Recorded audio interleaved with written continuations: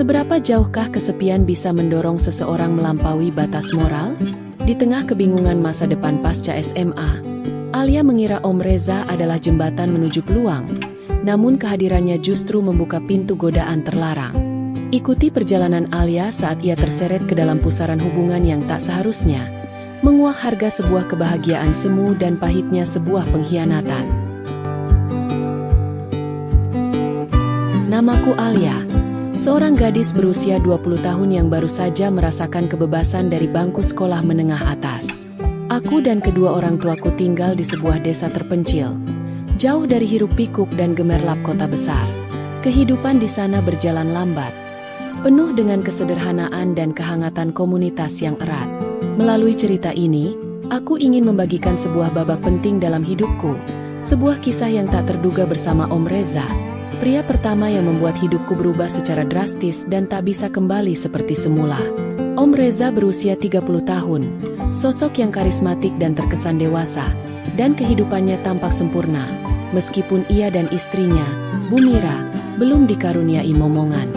Awal perkenalanku dengannya terjadi tak lama setelah aku lulus SMA, ketika aku sedang berada di persimpangan jalan kehidupan. Sebenarnya, orang tuaku sangat berharap aku bisa melanjutkan pendidikan ke jenjang kuliah, melihat potensi yang mereka yakini ada dalam diriku. Namun, saat itu, aku merasa sangat malas. Pikiran-pikiranku dipenuhi kebingungan tentang masa depan. Di benakku terlintas, lagian, kerja juga butuh orang dalam. Kalau mau cepat dapat pekerjaan bagus, pikirku waktu itu. Akhirnya, ibuku, melihat kebimbanganku, menyarankan agar aku pergi ke tempat Om Reza, yang ternyata adalah sahabat lamanya. Om Reza memiliki jaringan supermarket yang luas di kota besar. Tokonya cukup terkenal dan punya banyak cabang yang tersebar. Setelah berpikir-pikir cukup lama, menimbang pro dan kontra, aku pun mengikuti saran ibuku dan memutuskan untuk berangkat ke kota. Aku memesan tiket bus menuju salah satu kota besar di Pulau Jawa, meninggalkan desa kecilku dengan harapan baru yang menggunung. Setelah tiba di kota besar, dengan perasaan campur aduk antara gugup dan antusias, aku langsung menuju rumah Om Reza. Di sana, aku disambut oleh istrinya, Bu Mira. Bu Mira, istri Om Reza, usianya sekitar 38 tahun.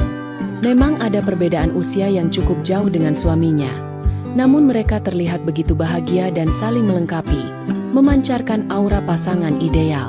Bu Mira sering bepergian keluar kota untuk memeriksa toko-toko cabang mereka. Hal yang wajar mengingat bisnis mereka yang memang cukup luas dan membutuhkan perhatian ekstra. Bu Mira orangnya sangat ramah dan berpenampilan elegan. Aura profesionalitasnya terpancar kuat. Dia menyambutku dengan hangat. Senyumnya tulus. "Selamat datang, Alia. Semoga kamu betah tinggal dan kerja di sini," ucapnya dengan suara lembut dan ramah. Aku hanya tersenyum gugup dan mengangguk, merasa sedikit canggung namun juga lega. Setelah makan malam yang hangat dan penuh obrolan ringan, Om Reza pun berkata, "Alia, kamu tinggal di sini saja ya.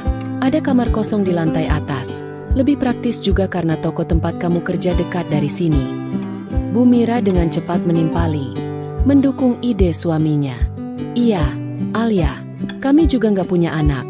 Jadi kadang rumah ini sepi kalau saya sedang dinas luar kota." Akhirnya aku setuju, dan malam itu aku menempati kamar yang disiapkan untukku di lantai atas. Kamarnya cukup luas, dengan jendela yang menghadap ke taman belakang. Saat berbaring di tempat tidur yang nyaman, pikiranku melayang-layang. Ada pertanyaan aneh yang muncul. Kenapa ya? Aku merasa deg-degan tiap bertemu Om Reza. Ada apa dengan perasaanku ini? Keesokan harinya, aku mulai bekerja di salah satu toko supermarket milik mereka. Pegawainya banyak dan suasananya cukup sibuk, membuatku harus beradaptasi cepat dengan ritme kerja yang dinamis. Aku ditempatkan di bagian kasir, menemani pegawai lama yang sudah lebih dulu bekerja di sana, belajar banyak dari mereka.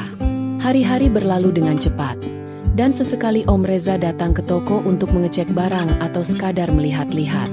Kadang, dia membawakanku makanan ringan atau minuman favoritku, atau menyapaku dengan senyum kecil yang terasa berbeda, sebuah senyum yang memiliki makna tersembunyi. Suatu sore, saat toko sudah mulai sepi, Om Reza memanggilku. Alia, besok saya dan Bu Mira mau keluar kota ya. Ada urusan penting dengan toko cabang yang baru dibuka. Kami akan berangkat pagi sekali. Aku hanya mengangguk, memahami tuntutan pekerjaannya. Tapi keesokan harinya, saat aku keluar kamar untuk sarapan, aku melihat Om Reza berdiri di depan pintu rumah. Sementara mobil Bu Mira, istrinya, baru saja melaju pergi, meninggalkan gerbang yang perlahan menutup. Loh, Om, kok nggak ikut? Tanyaku, heran, karena ia bilang akan pergi bersama. Iya, mendadak saya harus urus barang masuk ke toko besok pagi. Ada kiriman besar yang tidak bisa ditunda, jadi Bu Mira pergi sendirian. Jawabnya santai, nada suaranya tenang, seolah tak ada yang aneh. Aku hanya mengangguk, menerima penjelasannya. Malamnya, sekitar jam 8, aku sedang tidur nyenyak di kamar. Mungkin lelah setelah seharian bekerja. Tiba-tiba, pintu kamarku diketuk perlahan, membangunkanku dari tidur. Aku bangun dengan sedikit terkejut dan membuka pintu. Om Reza berdiri di sana, dengan ekspresi sedikit cemas. Alia, air kamar mandi di kamar saya mati. Bisa bantu lihat sebentar? Mungkin cuma keran longgar atau ada masalah kecil, katanya. Karena kamar mandi terletak di dalam kamarnya, aku pun masuk ke sana, sedikit ragu namun tetap ingin membantu. Saat aku sedang mencoba membetulkan keran, aku merasa Om Reza memperhatikanku dari belakang. Tatapannya terasa intens di punggungku. Seketika, aku merasa canggung, detak jantungku sedikit lebih cepat. Setelah air kembali mengalir deras, aku buru-buru keluar dari kamar mandi, merasa tidak nyaman dengan situasi itu. Baru saja sampai di kamarku dan hendak menutup pintu, aku mendengar suara teriakan dari arah kamar Om Reza.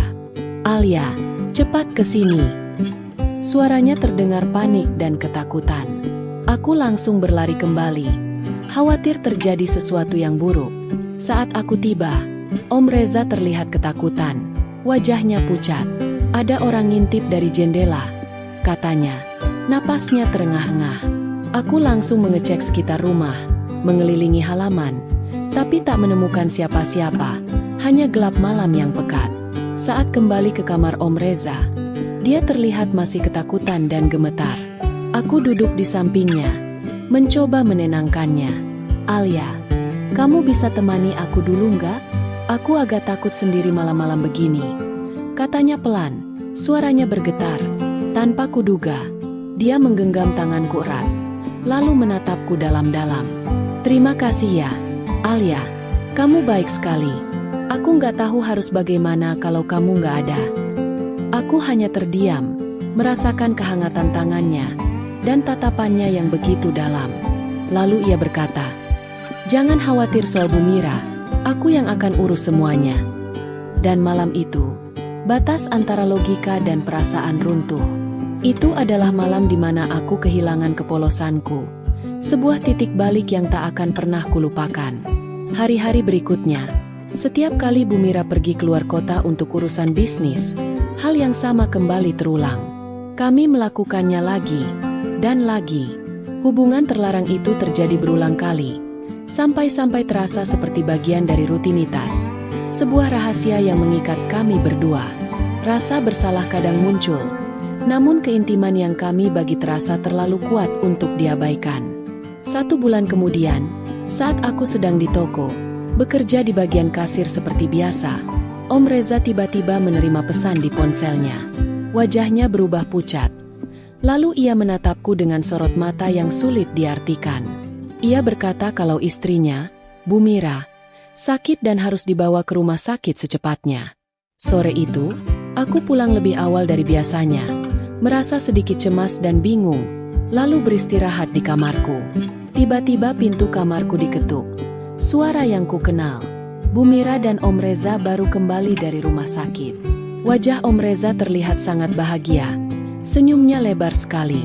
Kamu tahu, Alia, kenapa saya senang banget hari ini? Tanyanya dengan semangat yang meluap-luap. Aku hanya menggeleng, masih tidak mengerti. Bu Mira, dia hamil, katanya dengan penuh semangat.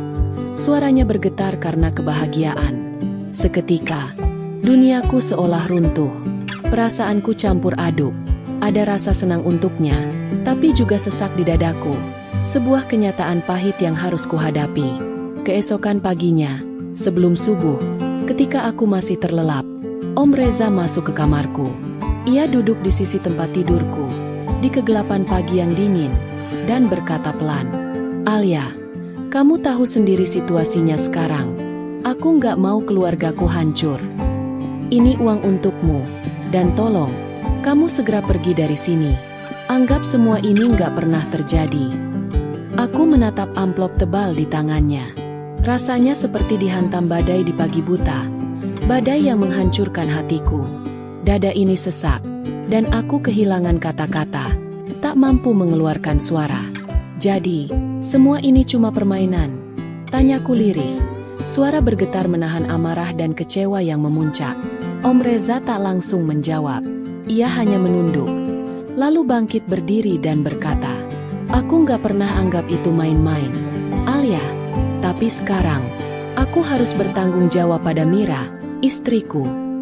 Setelah dia keluar, meninggalkan aku sendirian di kamar, aku hanya duduk terpaku. Air mata mulai mengalir deras tanpa bisa kutahan. Tanganku gemetar saat membuka amplop itu.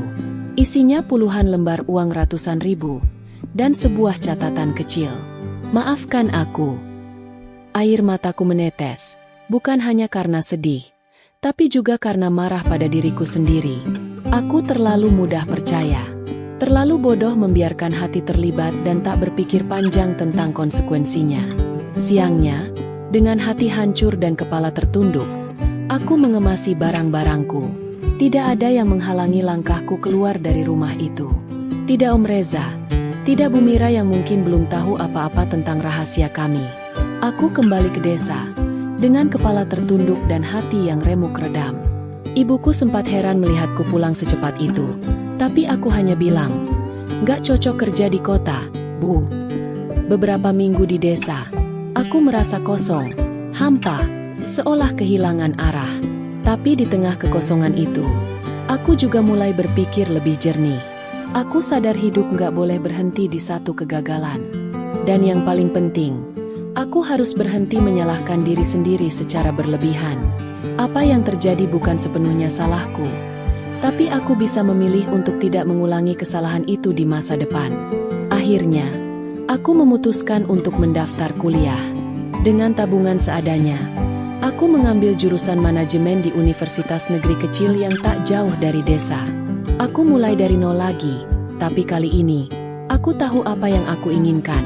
Hidup yang jujur, mandiri, dan punya arah yang jelas. Dan tentang Om Reza, dia hanya akan jadi satu bab dalam hidupku. Bab yang tak ingin kuulang, tapi cukup penting untuk menjadikanku seperti sekarang.